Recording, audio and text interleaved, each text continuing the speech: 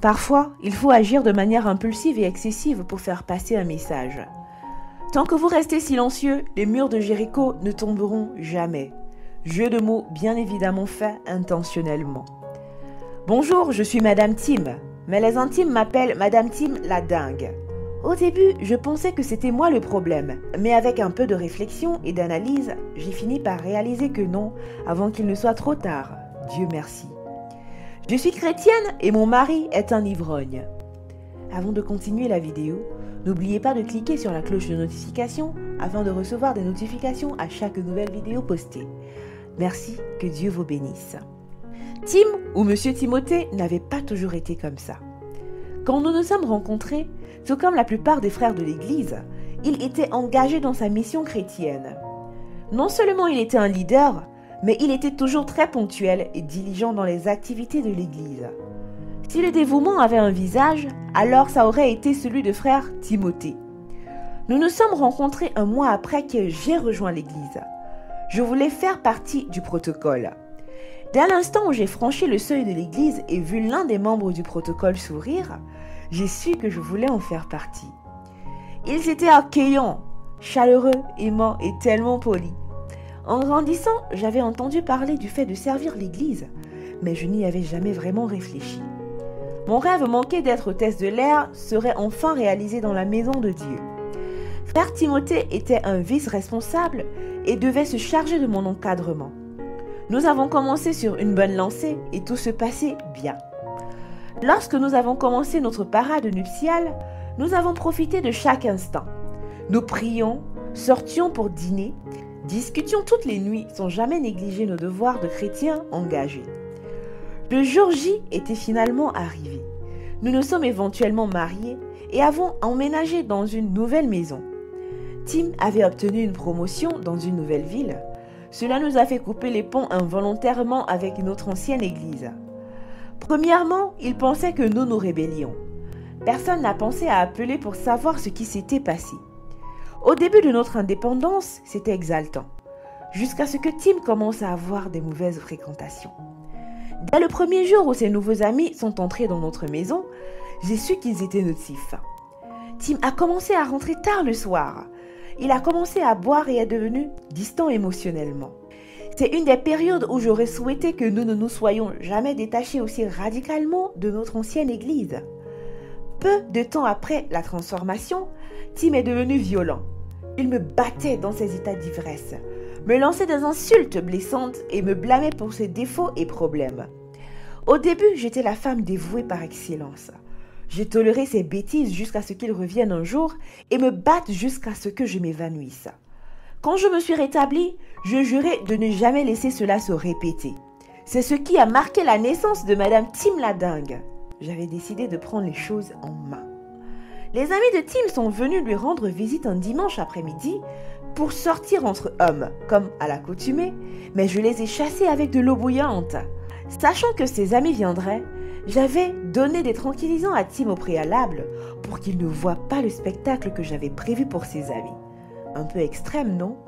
Attendez la meilleure partie. Depuis que Timothée avait perdu son emploi, j'étais devenue celle qui s'attelait à gagner le pain quotidien dans notre foyer. J'avais 3 boulots pour pouvoir rattraper les contraintes financières, mais Tim volait tout mon salaire et buvait jusqu'au petit matin. Cette fois, je lui ai confié les sous pour qu'il se charge de payer le loyer pendant que j'étais au boulot. Le travail ce jour-là était mouvementé et je ne pouvais rentrer que le soir. À mon retour, je me suis retrouvée devant une porte fermée. Je suis allée chez mon bailleur pour me renseigner et je me suis rendu compte que Tim ne s'était pas présenté avec l'argent. La peur s'est emparée de mon cœur et je pensais qu'il m'avait quittée. Pour commencer, je me suis dirigée vers les propriétaires afin de demander s'ils avaient vu quelque chose. Puis je me suis excusée après qu'ils m'aient dit que mon mari ne leur avait pas donné d'argent. Je leur ai supplié pour qu'ils m'ouvrent la porte avant que je ne parte à la recherche de mon mari. Comme d'habitude, il était ivre et prêt à s'évanouir. Je l'ai aidé à se lever, mais je ne l'ai pas ramené à la maison. Je l'ai ramené à la morgue et j'ai payé le préposé pour l'enfermer à l'intérieur. Timothée s'est réveillé 3 heures plus tard dans une pièce pleine de cadavres. Le sommeil encore plein les yeux, l'ivresse s'est soudain dissipée. Il a crié au préposé à la morgue de le laisser sortir, mais a plutôt reçu des coups de fouet. Le préposé l'a battu, lui donnant l'impression que tout comme les autres cadavres qui oubliaient qu'ils sont morts et se réveillaient pour partir, ils auraient le même traitement car ils étaient pareils. Tim a gardé son sang-froid et est resté à l'intérieur de la morgue pendant 3 heures de plus. Le préposé morguier m'a appelé et m'a demandé si Tim pouvait être libéré, ce que j'ai accepté. Tim est rentré chez nous en homme changé. Je lui ai préparé tous ses plats préférés et lui ai fait couler un bain chaud et j'étais prête à accomplir mon devoir conjugal avec lui plus tard dans la nuit. Enfin, vous voyez ce que je veux dire. C'était comme si 3 heures supplémentaires à la morgue lui avaient laissé le temps de réfléchir sur ses choix de vie et à la possibilité de mourir sans accomplissement majeur. Il était brisé. La première chose qu'il a faite en franchissant le seuil de notre maison était de s'excuser. Et je lui ai immédiatement pardonné. Comment ne pas lui pardonner? Il m'avait tellement manqué. D'ailleurs, il a promis de travailler sur sa personne. Cela fait 6 mois depuis l'incident à la morgue. Je peux dire avec confiance que Tim a changé. Après 2 mois de thérapie et de conseils spirituels approfondis, il a trouvé un nouvel emploi. Tim est désormais le mari parfait. Et pour couronner le tout, il a arrêté de boire. Une fois, on regardait la télévision et une publicité sur les boissons alcoolisées est apparue.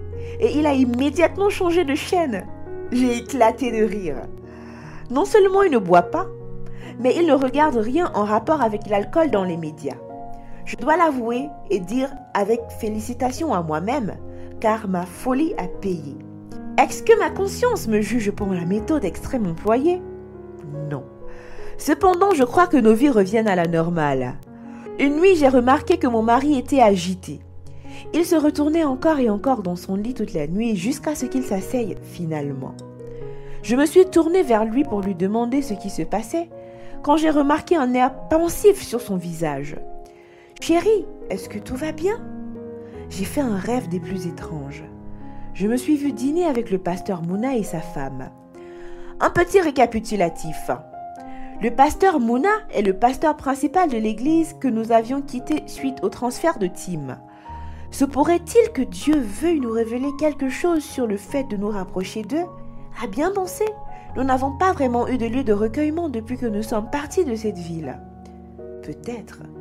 Mais même si c'est le cas, que fait-on de la distance? On est trop loin de là. Mais Dieu fait des miracles, lui ai-je affirmé. Cette nuit-là, j'ai réussi à le convaincre de se rendormir. Le lendemain était un samedi. Pour nous, c'est un jour de repos. Tim était assis et ma tête était posée sur ses cuisses. Et tous les deux regardions la télévision. Puis son téléphone sonna.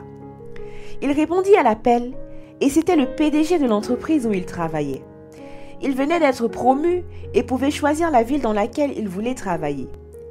Quand il a mis fin à l'appel, nous avons célébré. Non seulement à cause de la promotion, mais parce que nous pouvions retourner dans notre ancienne église et recommencer sur de nouvelles bases. Nous pouvions retourner à nos activités dans la maison de Dieu sans craindre de risquer de perdre nos boulots. Ce rêve qu'avait eu Tim était un signe qui présageait sa promotion.